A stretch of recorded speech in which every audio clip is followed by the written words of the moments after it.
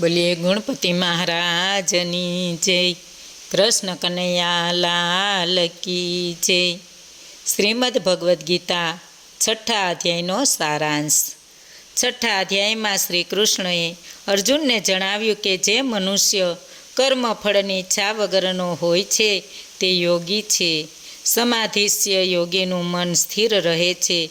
તે સમાન ભાવવાળાને સમાન દ્રષ્ટિવાળા હોવાથી સર્વમાં પોતાને ને પોતાનામાં સર્વને રહેલા જુએ છે. બધા પ્રાણીમાં પોતાની જાતને જુએ છે. કાળજીથી યત્ન કરતો નિષ્પાપને લોકજન્મે સિદ્ધ થયેલો તે યોગી છે. તે પછી પરમ ગતિને પામે છે.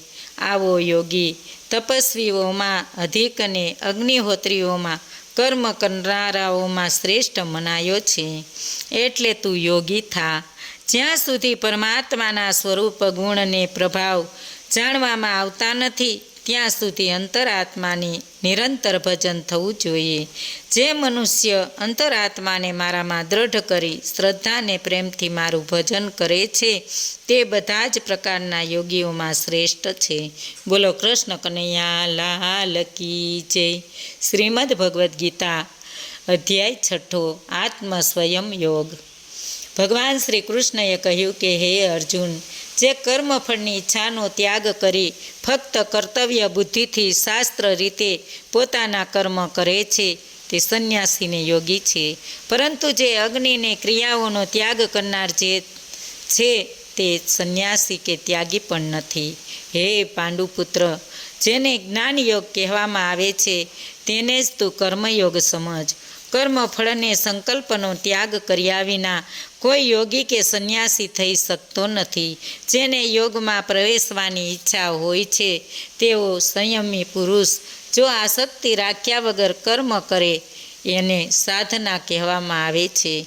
માટે ફળ અપેક્ષા રાખ્યા વગર કર્મ કરવું જોઈએ. મનુષ્ય પોતાના વર્તનથી બંધુ કે શત્રુ બને છે. દરેક પુરુષે તન મન ઇન્દ્રિયોના સંયમ વડે આત્માનો ઉદ્ધાર કરવો જોઈએ. પોતાનો ઉદ્ધાર કરવો કે અધોગતિ વહોરવી એ મનુષ્યના પોતાના હાથની વાત છે. સારા વર્તનથી મનુષ્ય પોતાનો બંધુ બની શકે છે અને ખરાબ વર્તનથી પોતે પોતાનો શત્રુ બની શકે છે. જે બધી હાલતમાં ઠંડી ગરમી માન અપમાન તથા સુખ દુઃખ ઇન્દ્રિયોને કબજે રાખી શાંત રહે છે તેને પરમાત્માનો અનુભવ થાય છે. જેણે મનને જીત્યું છે એને જગતને જીત્યું છે. જ્ઞાનને વિજ્ઞાનથી જેણે તૃપ્તિ અનુભવી છે, જેના સઘળા વિકારો શમી ગયા છે એને મન માટી સોનું આ બધું એક સરખા છે. તે યોગીને મુક્ત યોગ સિદ્ધ કહેવામાં આવે છે. જે મનુષ્ય મિત્ર અને શત્રુમાં તથા સજ્જનને દુર્જનમાં સમભાવ રાખીને વર્તન કરે છે તે શ્રેષ્ઠ કહેવાય છે. યોગાભ્યાસ કરવા માટે શું કરવું? યોગીએ એકાંતવાસ સેવવો, તન મનને વંશ રાખવા, કોઈ પણ વસ્તુની આશા ન રાખવી, ઈચ્છા ન કરવી, રોજ હૃદયને યોગાભ્યાસમાં લગાડેલું રાખવું.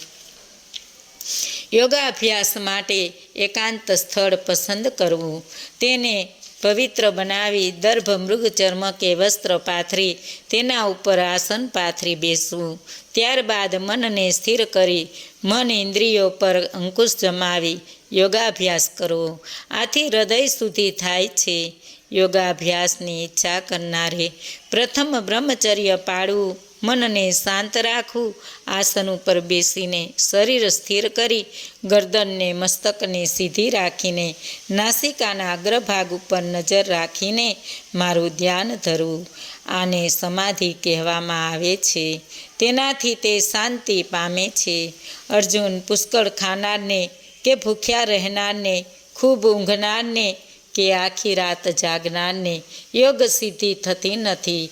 પણ જે મનને વંશ કરી આત્મામાં નિમગ્ન રહે છે, જેને બધી કામનાઓ ત્યજી દીધી છે તે મનુષ્ય મુક્ત યોગી કહેવાય છે. સમાધિસ્થ થયેલા યોગીનું મન અડગ હોય છે. તે સમાધિમાં સ્થિર રહેલો હોય છે. જે સાધક છે તેને જરા પણ કંટાળો લાવ્યા વગર યોગનો અભ્યાસ કરવો જોઈએ. જેણે યોગ સાંધ્યો છે તે કોઈ પણ તત્વથી અથવા લાભથી કે ગમે તેટલું કષ્ટ પડે તો પણ ચલિત થતો નથી. આપણી જે ઈચ્છાઓ છે તે બધી કલ્પનાના જોરે ઉત્પન્ન થાય છે. આથી કરીને મન વડે ઇન્દ્રિયોને વંશ કરીને ધીમે ધીમે તેના વિષયોમાંથી મુક્ત થવું જોઈએ. સાધકે કોઈ પણ બાબતનું ચિંતન ન કરવું. આપણું મન ખૂબ ચંચળ છે. તેને જો કોઈ કારણ મળી જાય તો એકદમ ભ્રમિત થઈ જાય છે. એટલા માટે આવા જે કારણો હોય તેને અટકાવી મનને આત્માની અંદર સ્થિર કરવું. સિદ્ધ યોગી કેવા હોય? જે મનુષ્યો યોગને સિદ્ધ કર્યો તે બધા પ્રત્યે સમાન દ્રષ્ટિ રાખે છે. તે હંમેશા મને યાદ કરે છે. મારામાં બધું સમાયેલું જુએ છે. તે બધું મારી જાણ બહાર નથી અને હું પણ તેની જાણ બહાર નથી. જે સાધક સમદ્રષ્ટિથી જુએ છે તે શ્રેષ્ઠ ગણાય છે. અર્જુને પૂછ્યું, હે શ્રી કૃષ્ણ, મને યોગ અને યોગીનું સ્વરૂપ બરાબર સમજાતું નથી. મારું મન સ્થિર નથી, એટલે હું પોતે સ્થિર ભાવે જોઈ જાણી શકતો નથી. મનને સ્થિર કરવું ઘણું કઠિન છે. શ્રી કૃષ્ણએ જવાબ આપ્યો, હે મહાબાહો, આ સંચળ મનને આપણો અભ્યાસ વડે જરૂર વંશ કરી શકીએ. મનને વંશ કરી યોગમાં પ્રયત્ન થાય તો તે યોગમાં સફળ થાય. ફરી અર્જુને પૂછ્યું, હે શ્રી કૃષ્ણ, જે મનુષ્ય યોગની સિદ્ધિ હાંસલ નથી કરી તેને બીજી કઈ ગતિ મળે છે? યોગને સિદ્ધિથી ભ્રષ્ટ થયેલ નાશ તો પામતો નથી ને? આ સંશયને દૂર કરો. યોગ ભ્રષ્ટ દુર્ગતિ પામતો નથી. શ્રી કૃષ્ણએ જવાબ આપ્યો, હે મહાબાહો, યોગને સિદ્ધિથી ભ્રષ્ટ થયેલો સાધક કોઈ પણ ખરાબ ગતિને પામતો નથી, કારણ કે તેને શુભ કાર્ય કરેલું છે. આથી શુભ કાર્ય કરનારની ક્યારેય દુર્ગતિ થતી નથી. આવા સાધકનો અલોકમાં કે પરલોકમાં વિનાશ થવાનો સંભવ નથી. આવો સાધક પુણ્યશાળીના લોકને પામે છે. આ લોકમાં ઘણો સમય રહ્યા પછી તેનો પૃથ્વી પર કોઈ ધર્મપ્રેમી ધનિકને ત્યાં અથવા કોઈ ઋષિકુળમાં જન્મ થાય છે. જન્મ લીધા બાદ તે ફરીથી યોગાભ્યાસમાં સિદ્ધિ પ્રાપ્ત કરવા પ્રયત્નશીલ બને છે. તે સિદ્ધિ પ્રાપ્ત કરવાથી પરમપદને પામે છે. માટે અર્જુન, તું યોગી બન, તેમાં તારું શ્રેય સમાયેલું છે. મારામાં જેનું હૃદય વધારે શ્રદ્ધાવાન ને ઓતપ્રોત છે અને જે હંમેશા એકચિત્ત થઈને મારું સ્મરણ કરે છે તેને હું સર્વશ્રેષ્ઠ યોગી માનું છું. ઇતિ શ્રીમદ્ ભગવદ્ ગીતામાં શ્રી કૃષ્ણ અર્જુન વચ્ચે થયેલ સંવાદમાં આત્મ સ્વયં યોગ નામનો 6ઠ્ઠો અધ્યાય સંપૂર્ણ. બોલો કૃષ્ણ કનૈયા લાલ કી જય.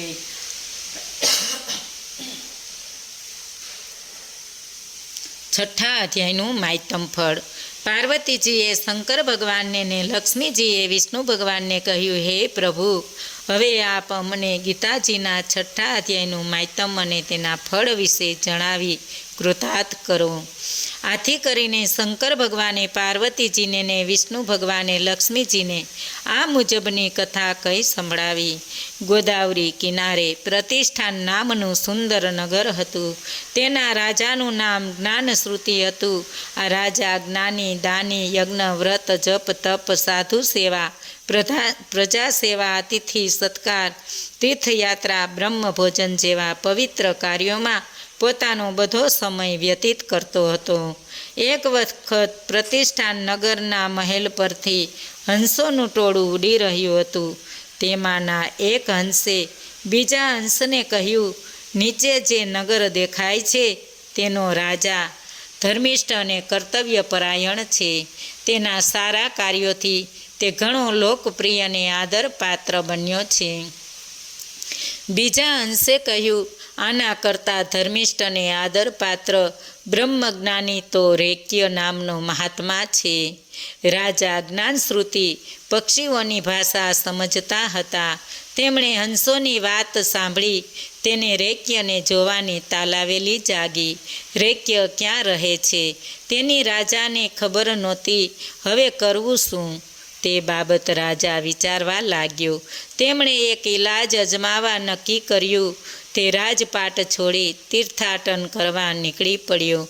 તે ફરતો ફરતો કાશ્મીરમાં મણિકેશ્વર નામના મહાદેવના સ્થાને આવી પહોંચ્યો. પૂછપરછ કરી રેક્યના રહેઠાણે આવી પહોંચ્યો.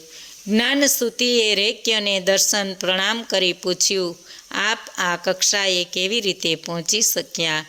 આ બાબતમાં મને માર્ગદર્શન કરશો તો હું કૃતાર્થ થઈશ. આ સાંભળી મહાત્મા રેક્યએ કહ્યું, હે રાજન, હું નિત્ય ગીતાજીના 6થા અધ્યાયનો પાઠ કરું છું. તેના પ્રતાપે આટલી સિદ્ધિ હાંસલ કરી શક્યો છું. આ સાંભળી રાજા જ્ઞાનશ્રુતિએ પણ ગીતાજીના 6થા અધ્યાયનો પાઠ કરવા માંડ્યો. આ પુણ્ય બળે રાજા બધા સુખ ભોગવી છેવટે તે વૈકુંઠલોક પામ્યો.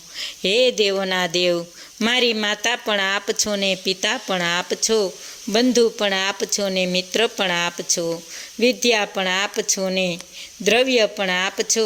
ટૂંકમાં હે સર્વેશ્વર, મારું તો સર્વ કાંઈ આપ જ છો.